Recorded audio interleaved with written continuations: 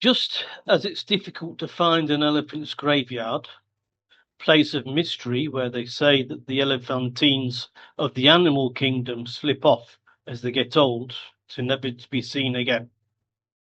I asked myself the same question when it came to Homo sapien of the football player kind.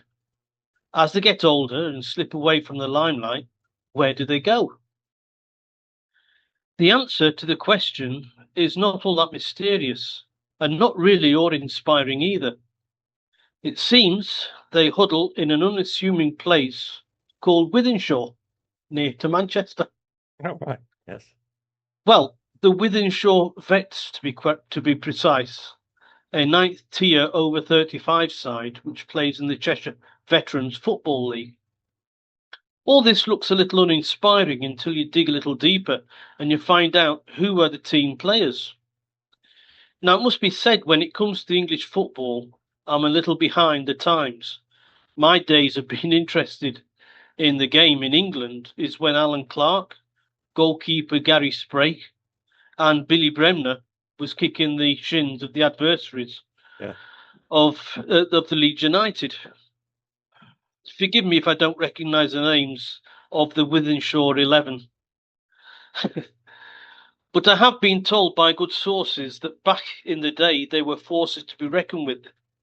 This year, the Vets will have in their squad England and Liverpool striker Emile Heskey, Everton striker Umar Niasse, Manchester United skipper Antonio Valencia, Newcastle's Papis Cisse, Stephen Ireland and Nedum Onvona from Manchester City, and Premier League winners Jolson Lescott and Danny Drinkwater.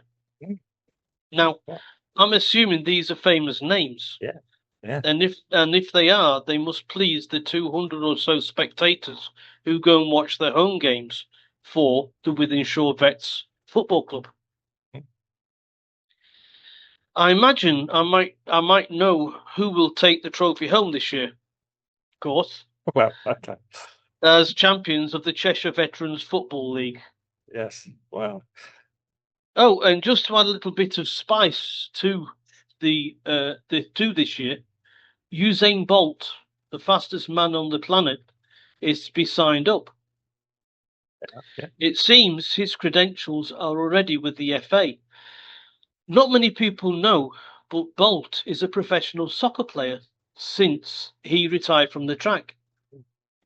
He's trained with Borussia Dortmund, Mamelodi Sundown, a First Division South African side, and Strongudset in Norway. He also played for Australian A-League side Central Coast Mariners, scoring 2 goals. Scored 2 goals. So it looks like he too will end up at Wythenshawe. So where do famous footballers go as they get old before they die? Wythenshawe. Who would have thought? Well, I mean, good luck to them as well. I mean, it's yeah. I mean, okay, they're not hanging up their boots. I mean, yeah. I mean, okay. But professional footballers have to retire. 35 is probably around about the limit now. Some got their faults, but it depends what they're doing. But yeah, so they evidently got together. Don't forget fierce rivalry teams and everything else, rival teams. But yeah, it's nice to hear. No doubt they probably do side things with charities or other things. And I mean, if you're going to lose against someone, can you imagine going home and saying, "Oh, you never guess who I lost against today?" I was playing, yeah. Yeah, I mean, okay, they're probably there for a laugh and everything else, or they probably do take it reasonably seriously. But yeah, but no, it's nice to hear, and in some ways, it promotes sort of keeping yourself active and everything else for other older people. I don't know how the ninth tier of the FA leagues, whether it's you have to be amateur or you can be semi-professional. I know that when Mikey went to England, yeah. And I took my son. He played in the 7th tier, and they were still more or less amateur. He was only 17 at the time. Yeah, I mean, yes, anyone. I think anyone can still go up on that. There's criteria as ground size and everything else. No, but I'm talking about yeah, when a footballer can start being paid for playing. yeah. I mean, I don't know. I'd have to look at the FA rules. It's not something that's ever come across my mind. Funny enough, 'cause not on a personal level. Yeah, okay. Well, okay, it's amateur level or semi-pro. I mean, possibly in theory, you can be paid at any level. Depends on the club. I mean, it's um, it's yeah, but I mean, I'm just intrigued that or I've heard about. I saw something online the other day about a former player playing in a I'll say non-league in a lower division. Retired and gone elsewhere, and turns out for the people. And yeah, it's interesting you say ML Heskey, who was actually, rided at the time, but was actually a good workhorse. Heskey is always, a solid player. Yeah, I don't know who they are, but I know that when Mike, once again, I can only go through personal experience, and when Michael was there, the teams that were better, more well off, if you like, they did have a ringer in the team, and they used to have a collection. So that normally an ex-professional, and they have a collection to pay him for his game. Yeah, well, but it wasn't sort of on the books, if you know what I mean, of him getting paid. Yeah, I'd but to have 8 or 9 of them all in the same club. Well, it's evidently somebody. I just look at the history of it. Evidently, somebody set it up, and probably former players set it up just as have a bit of a Sunday league kick around or Sunday kick around with themselves, and it grew from that. I mean, what happens to a lot of players is they slip. They don't play anymore on a regular basis. Even training is addictive, and having a target to train for. Yeah. Okay, we can say about players have inflated egos and all that. Was a good job they do sometimes because they got performed week in, week out, and it's that's like. But it's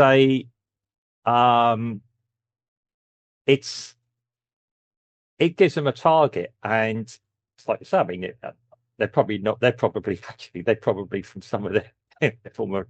Yeah, they probably pay to keep the club going themselves. Pay for the oranges at lunch at half time of things. Yeah. Yeah, bet some. But for me, I mean, I don't know professional status. I imagine these are guys that probably don't need much. They've probably got their pensions well sorted out. A lot of them have business interests, restaurants, or whatever activities they do. Yeah. As I don't know I don't know who they are, I don't know what they do. Yeah, I mean, you could go online and see what they're up to, or even their business interests might be, would be their interest. But yeah, it sounds like to me they go there to do it for a bit of fun. And who knows? And I think the crowd will probably grow to watch them as a bit of a novelty. I mean, okay, you say ninth. I don't know how long they've been going. I mean, in theory, anyone, like you say, can move up. Any team can move up the tiers of football. But there's a reason they're no longer playing in the Premier League. They're too old. Yeah, sure. Yeah, sure. I'm not sure how the Wythenshawe Vets will go up through the leagues, because it's a specific league for veterans for over 35s. Yeah, so if it's an offshoot, I mean, they'll probably have their own thing. I mean, I mean, again, I wouldn't know how it would be with the FA. It would depend how it's structured. I mean, possibly they're contenders in the FA Cup or something. Yeah, I think you could be a really outside team and be a member of, potentially play in the FA Cup. I'm not sure how that actually works. Yeah, I think the FA Vars, it goes down to the 8th tier, if I'm not mistaken. I'm not sure. I'm not sure, but I mean, you can get works teams playing the FA and things like that. So I believe I remember years ago it was one of the car manufacturers had a team in it. Depends on what tier they're in. Yeah, but obviously, I mean, it's nice to hear. I mean, yes. I mean, I don't know about professional, like you say, you're probably looking at what the professional status is. These guys are probably not paid. They do it as a hobby. Yeah. But like I said, it keeps them mind, keeps them fit. Um, who are footballers really going to have a conversation with other footballers? Yeah. I just want to know what made Usain Bolt Jamaican, I believe he is, isn't he? Yeah. End up at Wythenshawe. Well, it might be that he's got some things in the UK or something else like that, or he's come to live here, or I mean, Usain Bolt is actually quite a clever guy. He's probably got business things going and everything else. Who knows? I thought he was. I don't know if he's still dating the former beauty queen or whoever she was, model. I just remember years ago. I tend not to get too involved in celebrities' private lives because I think it should be just that for them. Yeah. Um, but he's. But I mean, ultimately, he's an athlete. I know he's always liked football. I remember him talking I think I saw an interview where he was talking about things. He's well aware of other sports and he promotes sports. Yep. Even now, I mean, he's a world celebrity. I like him because whenever he speaks, he talks about fellowship and everything else. Not in a woke way, in a positive way in many ways. Yeah, and competitiveness. And whenever I looked at him he was always friendly with even the track staff. Yeah, like he would. Yeah, accessible. He's an accessible person. He's an accessible person. Yeah, he accepted his situation, and I respected him whenever a national anthem was playing. He told reporters to shut up. He's totally respectful for people. He's a good role model. Top flight athlete. Probably still beat most track people today, or a lot today. I mean, he's evidently kept himself fit, and there he'll go. I mean, what's he doing there? Why not? I mean, if they get in there for a season, he plays, he does the business. He's possibly got properties around. Maybe he's trying out living in different places. Yeah, no idea. No idea. I wouldn't. Well, that's it. Speculate. It's his life. Good. I mean, good luck to the Wythenshawe Dad's Army, as it were. the Vets FC. Vets FC. Who knows? They're growing. To be quite honest, you list the names, and they're always reasonable people. I mean, some of these I mean, I think there's a lot of them do the punditry work, and then they're doing other footballing activities outside of the game as well. One particular person I like to watch do talk about football is Roy Keane. Yeah, because I always thought he was a class footballer, very passionate, very dedicated. Had a bit of a side to him, but was a Spurs supporter, or is a Spurs supporter still as well, although he was a Man United manager. Sorry, captain, not manager. Let me turn up the books. Captain. And you see his others appear, and sometimes some of these guys appear on these podcasts, be it from the major broadcasters or the more independent ones. And some of them, when they're talking, is really, really interesting. And some things, when you watch them, sometimes things become apparent after the events. Yeah, that we got the media events some years ago, or things that got reported, and then obviously a passage of time has gone by, and sometimes it's really nice to see some of these footballers that were real rivals on the field actually meet later on in life and have a laugh about some of the incidents that happened. Yeah, violent or otherwise, are mistakes they made.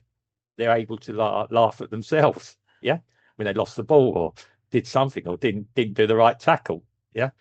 So I think it's great, and to hear all these guys get together, I mean, must be an incredible thing, like the best podcast you could ever have, if they're all in a bar afterwards or somewhere, all talking about their past histories, as it were. Yeah. And I mean, reminiscing about things. It's like I say, it's good. It's good to hear. It's nice to hear. probably there'll be people now going online. I'll see if I can find them online, and maybe if they've got a website, post it up there. Not endorsing them, of course. I've done all that. I've already done all that. Wythenshawe Vets FC. Yeah. Stick that in Google, and you'll see them all.